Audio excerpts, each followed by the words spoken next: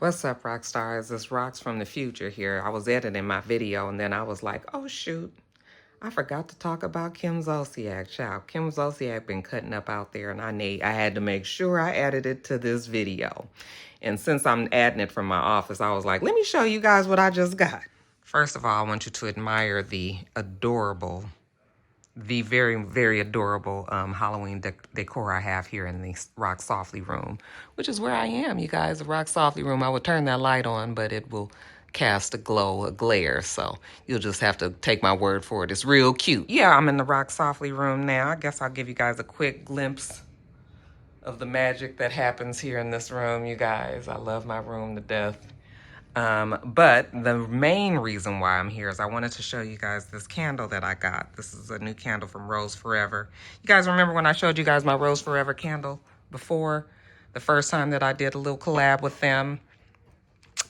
This candle here was the orange blossom one, and it did me so good, you guys. So I was glad when they reached out and asked me, was I interested in doing it again? Because, honey, I use this candle. Look, it's all the way down. Rose Forever, y'all watching? I'm always take a candle, okay? But anyway, this candle here, I just lit it because I wanted you guys to see pretty much how full it is all the way to the top. It says it has 150 burn hours. That is a long ass time. And I burn my candles all the time and it still lasted a long time. It has 4 wicks in here and the scent is, it's all soy. So of course it doesn't have like smoke that's going up and you got to worry about it sending soot and stuff all over the place. Child, it's getting hot. Hold on one second. Act like you don't hear the fan sound in the background. But anyway, this candle in particular, this one is called Sunny Bergamot. And it is a floral type of scent. They say that it was inspired by the Ritz-Carlton. You know how when you go into luxury hotels, they have like a scent that's piped through all of the, through the air basically, and it becomes synonymous with that hotel. Well, this is a Ritz-Carlton inspired scent. And I don't know that because I've never stayed at Ritz-Carlton, but I'll just take their word for it. But you guys, it is such a really nice smell, really nice scent.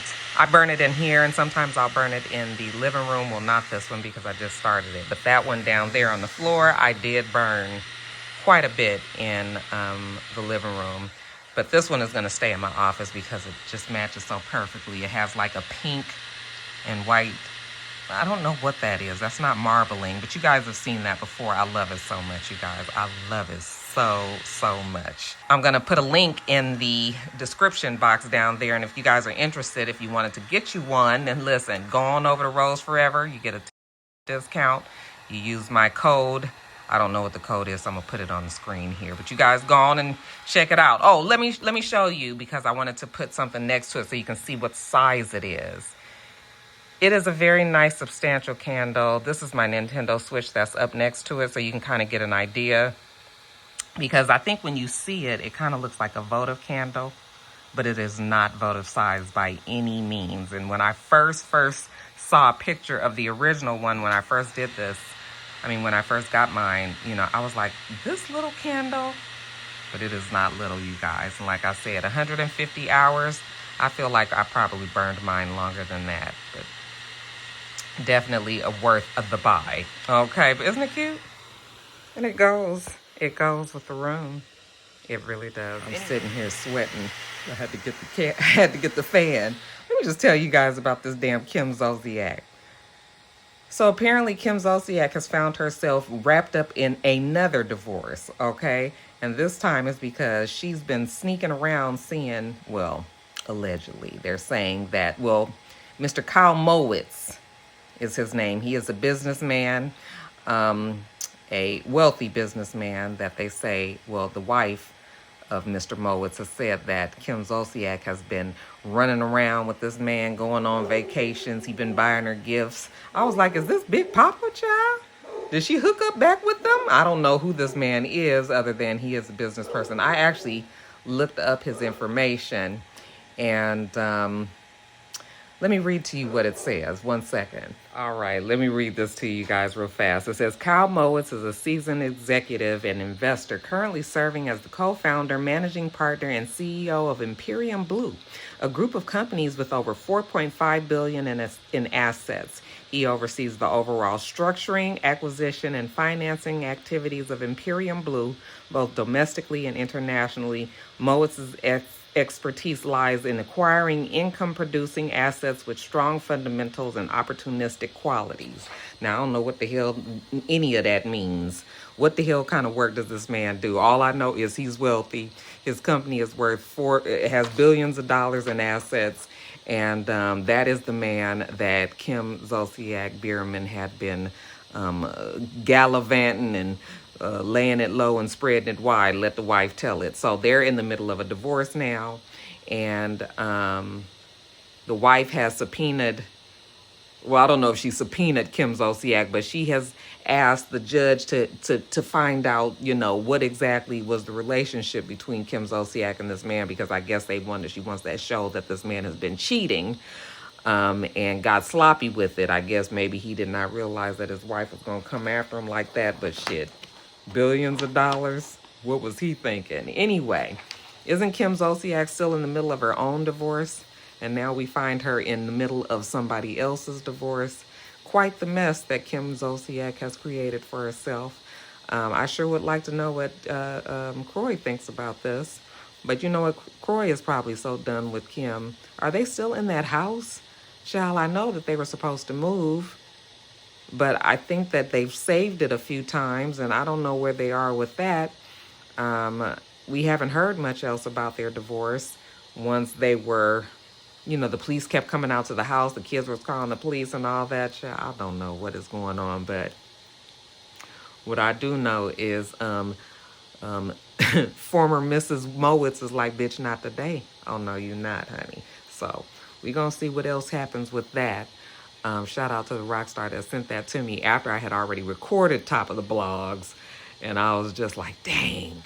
And then I was like, oh, shoot, I can do it in the office right before I finish editing. So that's what we did. So that's it. Also, you guys, let's talk about what old boy name? I want to keep wanting to call him Mick Romney, but not, what is his name? Damn man, it just fell. Let me tell you something about him. Not Chuck. What the fuck is his name? You guys know who I'm talking about. The man. I gotta check. Well, look at this, child. Who knew that it had this little special thing right here in the camera here? And you guys can see the candle too? I could do both at the same time. Okay. Who I was talking about was Mitch McConnell. Please tell me why they continue to put this man on. This man can do everything short of dropping dead on the fucking camera, and nobody says anything. This man glitching, he forgetting his train of thought. He just stops talking. He passes out. He falls. Nobody says anything. That damn Joe Biden couldn't even talk at his debate. He was hoarse, and honey, the whole world fell apart. I said the double standards, it don't make no sense. That Mitch McConnell, how old is this nigga? Is he got to be in his late 80s?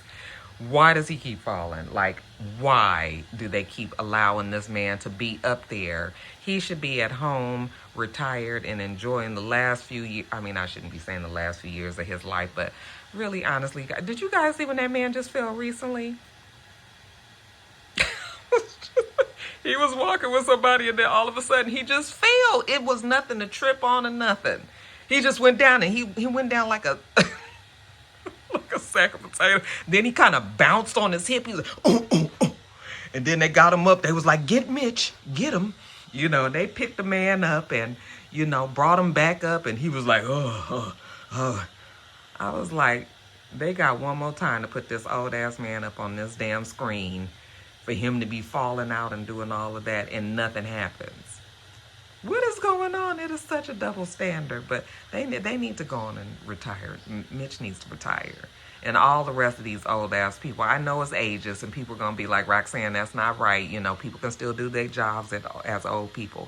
But honestly, the things that Mitch is doing, he cannot do his job no more. I feel like they got that man propped up somewhere trying to just get through a session. He should be damn home eating some applesauce, y'all. Anyway, I'm gonna let it go, but yeah, they need to do something about it. Listen, y'all don't forget about this candle now. I'm gonna put the discount link down in my bio. Thanks to Rose Forever for sending that out. Like I said, I'm always going to use the candle. I'm always going to use the candle. So if you want to send something to me, yes, the candles, the candles. But that's it, you guys. I'm going to get on with the rest of the video. The rest of the video is going to be me in the car. It's just that I was about to start editing this, and I was like, oh, shit, I had to talk to y'all about that old loose-legged, oh, hot in the puss ass Kim Zolciak. I said, she know how to get these men, don't she? Kim said, honey, she got to move on. She got things to do, people to see, places to go. Okay. And Ms. Mowitz was like, that's fine, Heifer, but I'm going to get paid out of this whole process. So I'm not mad. But yeah, you guys, let me get on with the rest of the video, y'all. I'll see you in a minute. Hey, what's up, Roxstars? It's Rox with a little bit of talk about what's at the top of the blog. So let's get to it. I say I'm gonna take some time off, y'all. All the cashiers, they was like, somebody stole her truck. It was like you could hear it all throughout the store. This Rox coming to you today with the review for Love and Marriage Detroit, Love and Marriage Huntsville, our book 4, Real Housewives of Atlanta. Let's get to it, shall we?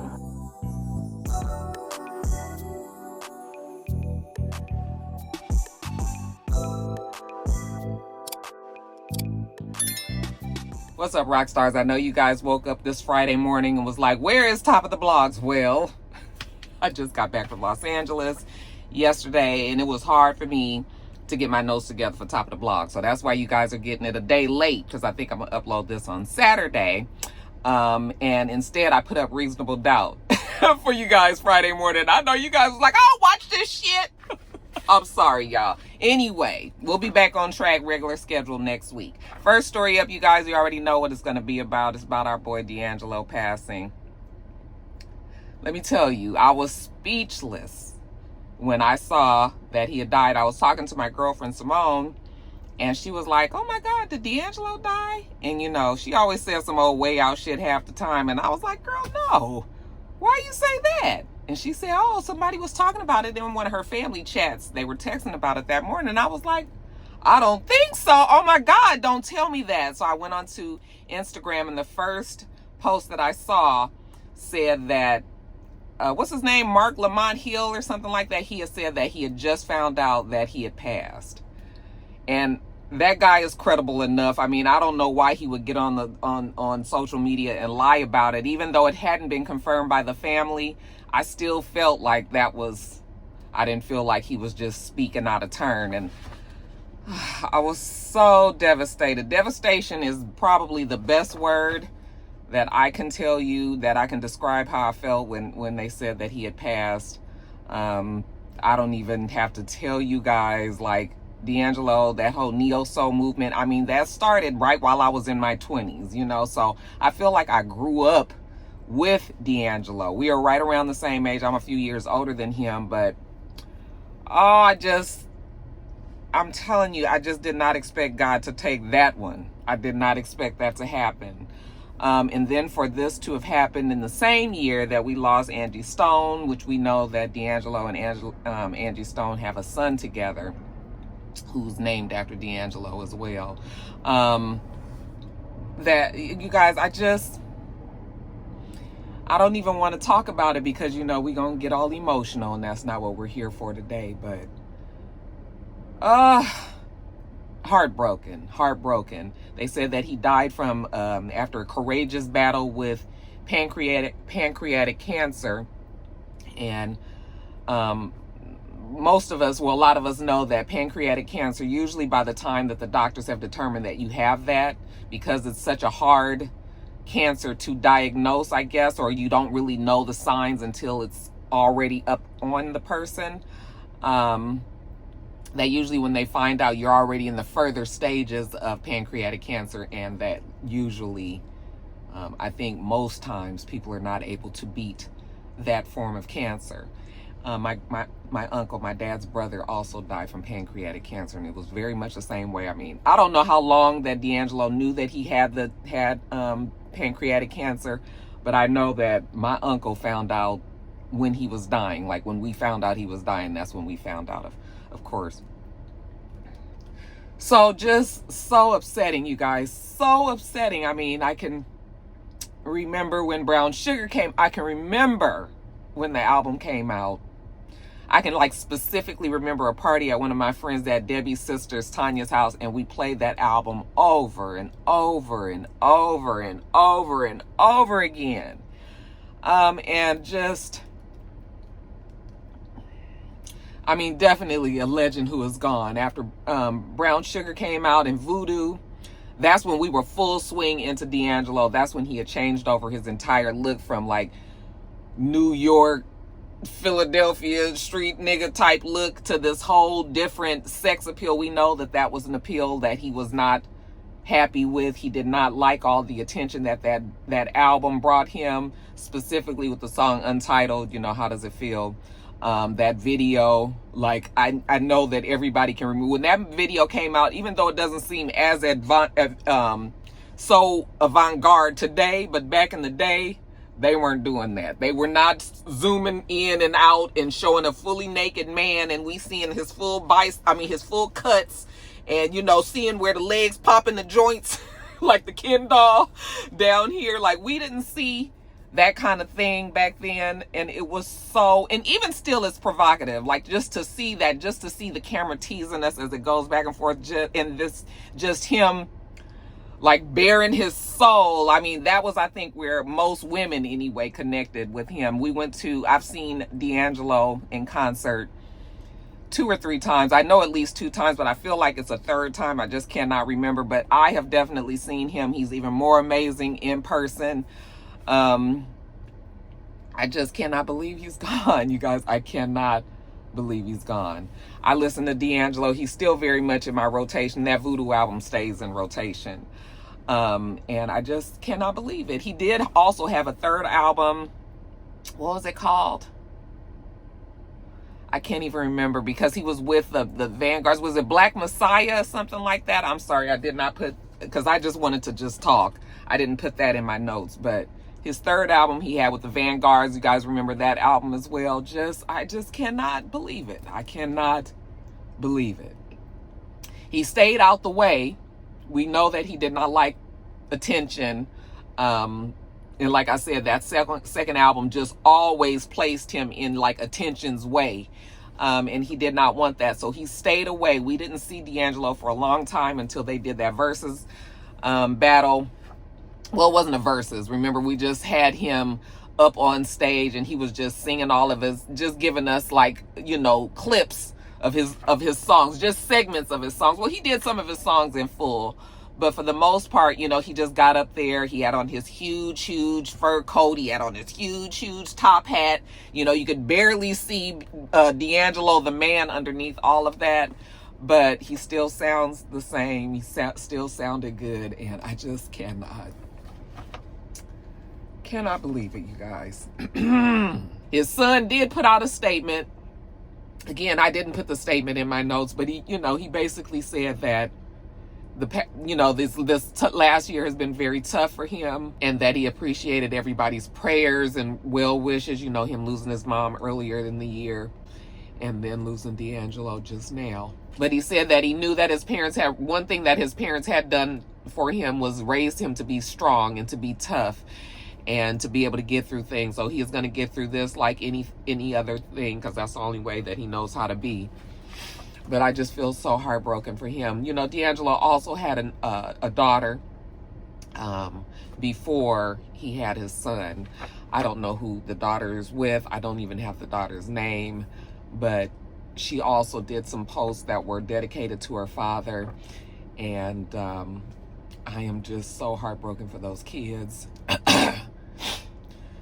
But I'm heartbroken for us too, you guys. No more music from D'Angelo. But the good thing is, you know, we have his music. It will always live on.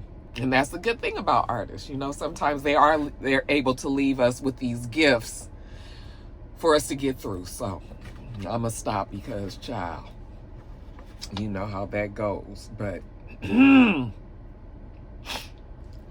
was survived by his 2 children. family and friends, you guys. He didn't marry, I believe. And a legion of fans all over this world, you guys. He was 50 years old. Rest in peace to D'Angelo. All right, you guys, sorry about that. I hate crying on camera. Next story up, you guys, Drake and this lawsuit. You guys know that he was suing UMG, Universal Music Group, because he felt like the lyrics from Not Like Us were defamatory and that it should not have been allowed for Kendrick Lamar to put that song out, that album out. He felt like it was very damaging to his reputation and to his career. So he was suing Universal Music Group. You guys know that we all felt like that was just total bitch assness, and for him to be the first rapper to actually want to sue another rapper, even though it was Universal Music Group, we know that he was really coming after Kendrick Lamar in this lawsuit. So for him to like do this when there has been so many rap battles, there has been some pretty horrible things that people have said about each other. You know, they have decided in the past to keep it all on wax, to keep it out on the streets, definitely not to bring it to no legal matter. But that's exactly what Drake did. And I felt like that, even though, you know, that might show his business acumen, maybe he's more concerned about his bottom line, but in the court of public opinion, I'm just like, Drake, did you really do that and think that, you know, people were going to look at you? I mean, how exactly do you want to look? Maybe he just feels like he already has a damaged reputation, so he might as well go full forward.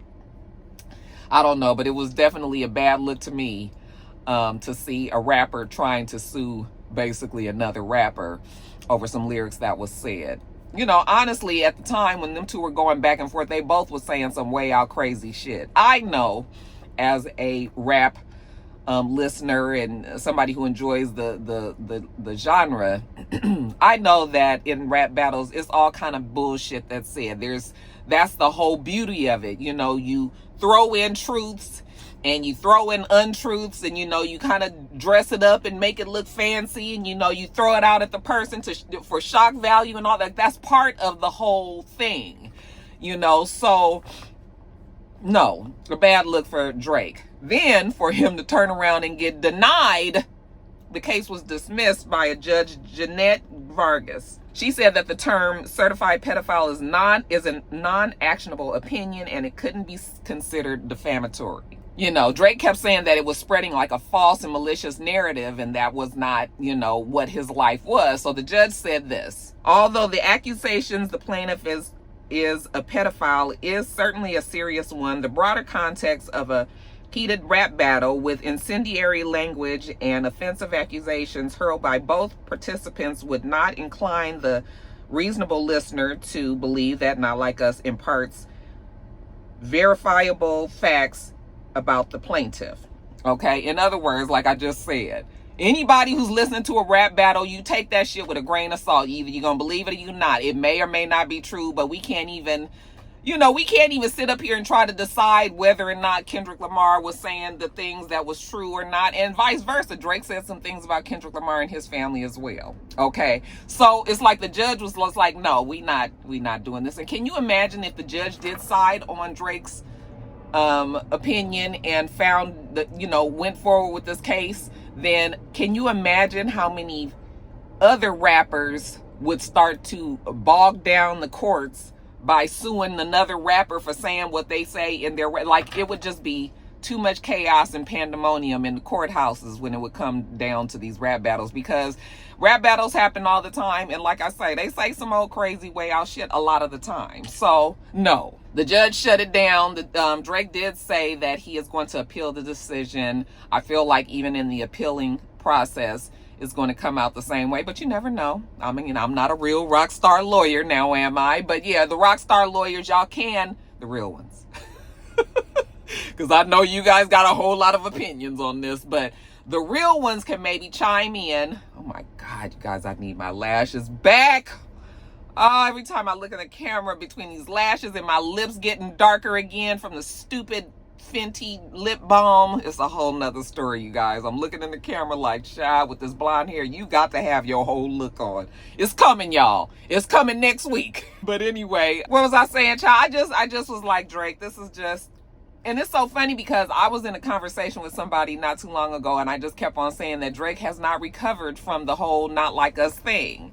And I still will say that he has not recovered. I mean, Drake is still fine. He's got his music. He still has his fans. He still has his concerts and his and all of that. However, I just don't think the people generally are feeling Drake like that. And I don't think that is because, like, I won't say that is not because of Kendrick Lamar, but I will say that, like, all we waiting for is the next good hit. You know how fucking fickle music listeners are. All we waiting for is the next hit from you. And if you can do it, which, I mean, the past has shown that Drake has been able to do it. If you can do it, then people will listen to your music again. But something has happened. I don't know if the sauce got thrown away, and he just lost his mojo, or the writers or whoever is doing what over there, but it is not working for Drake. It is just not working for Drake. And yeah, he could probably stand to hire like a PR team, like a real heavy hitting PR team, and just like try to come back like hard. Cause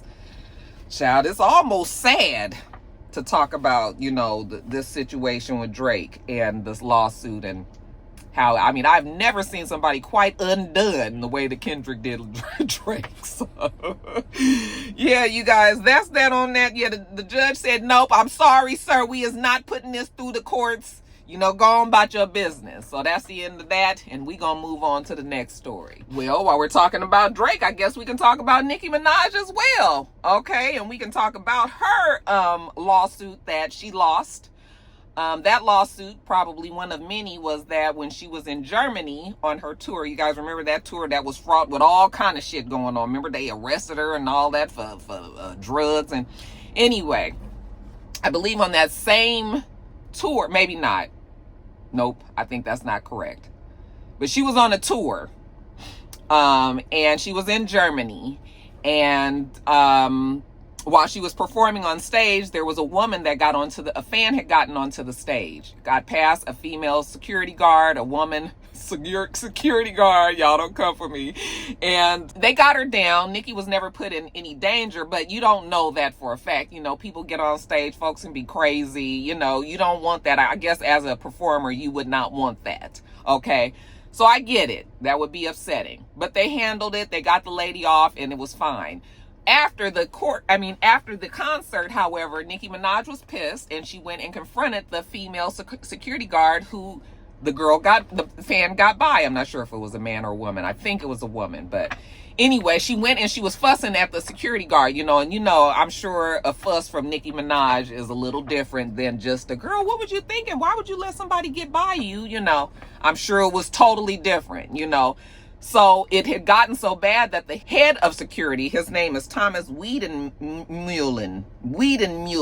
I'm sorry, it's a German last name, but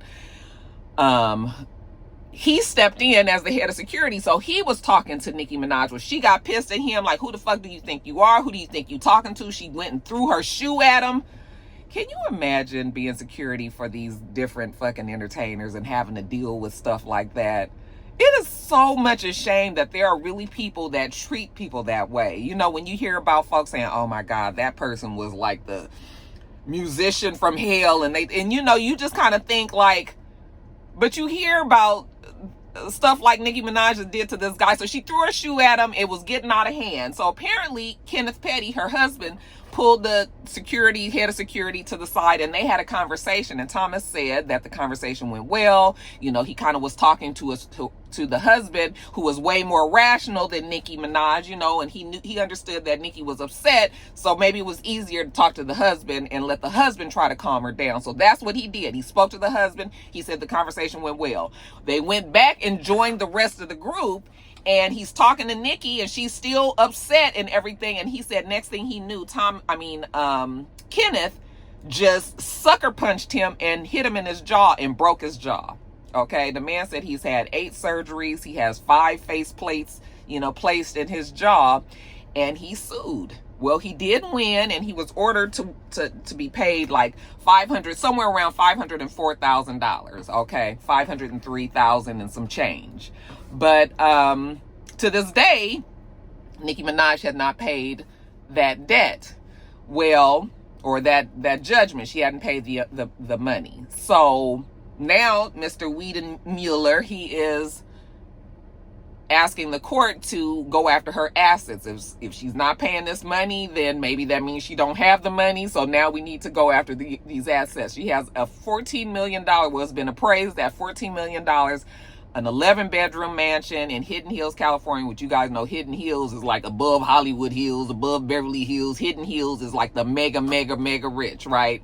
And he's like, okay, well, let's come after this house, because that house is appraised at such a high value. All I'm looking for is my 504. So we can sell that house, get my money out of it. It'll be a whole bunch of money left over. Okay. And so far, I don't know if that's what the judge is going to allow to happen, but I'm just like, Nicki, girl, what is going on? Like, you're not going to get your house taken over this $504,000 judgment, are you?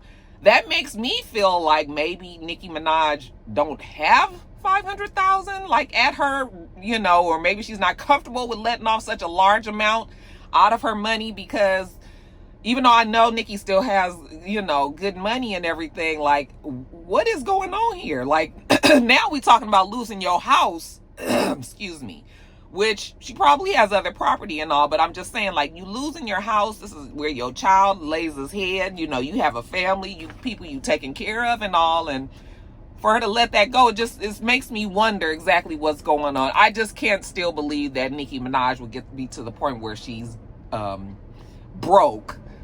But I've heard people talking about that, but I'm just like, no, Nicki, the kind of money that Nicki Minaj had, even a raging drug habit, it wouldn't deplete all of her money this quickly, so I don't know. But I mean, again, I don't know what's going on in Nicki Minaj's life.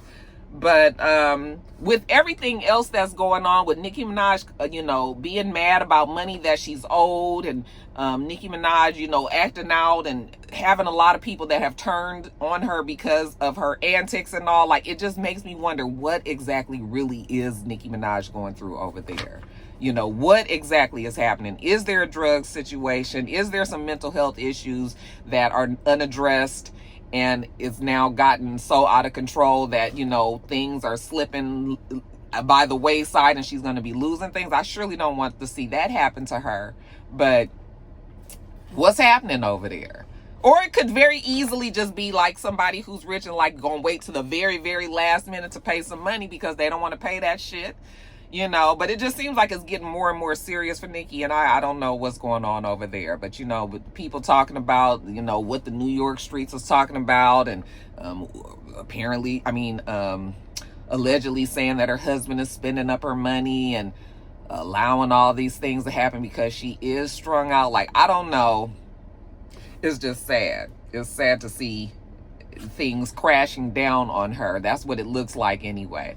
But I'm sure she's trying to get it handled with her legal team and all that. I just hope that she does. That's all I got to say on that. We gonna move on off of that story. Child, I feel like because I done talked about Drake and Nicki, I need to have a story about Lil Wayne. Child, I don't have nothing about Lil Wayne other than, let me just throw this in here real quick.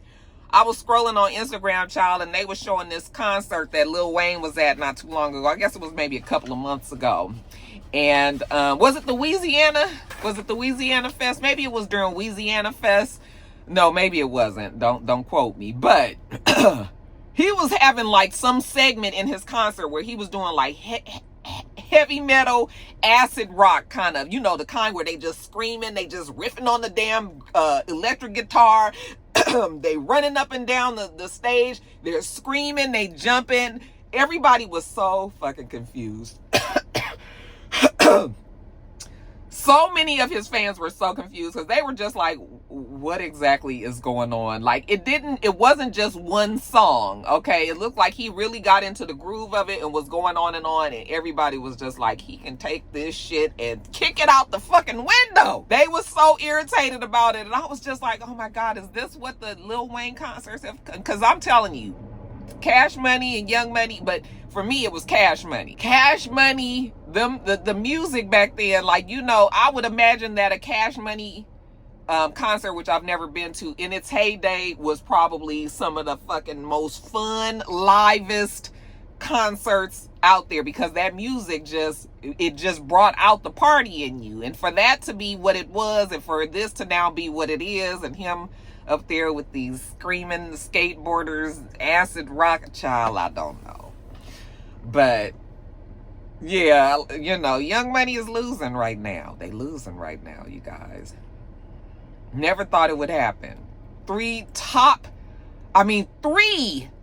artists that was over there, and look at where it's ended, child. Anyway, that's it on that, child. We gonna move on. Let's move on to the next story.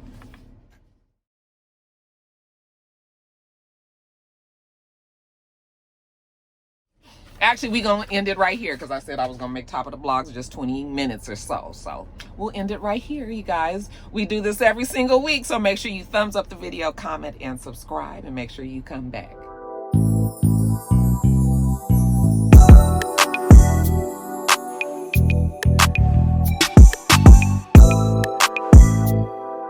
Until next time, rock stars.